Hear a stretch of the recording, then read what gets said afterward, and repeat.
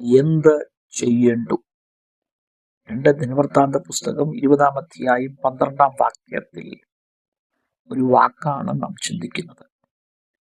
യെഹോശാഫാത്ത് ദൈവത്തോട് ചോദിക്കുകയാണ്, എന്ത് ചെയ്യേണ്ടു?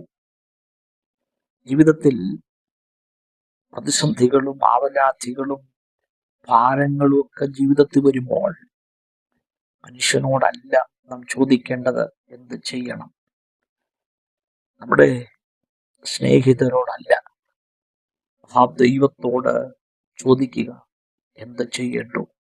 ഈ പ്രതിസന്ധിയുടെ നടുവിൽ ഞാൻ എന്ത് ചെയ്യണം? അപ്പൊ ദൈവത്തോട് ചോദിക്കുമ്പോൾ ദൈവം പറയും മുമ്പോട്ട് എന്ത് ചെയ്യണമെന്ന്. അതിൻ്റെ അകത്ത് എനിക്ക് എന്ത് ചെയ്യാൻ കഴിയുമെന്ന് ദൈവം പറയും.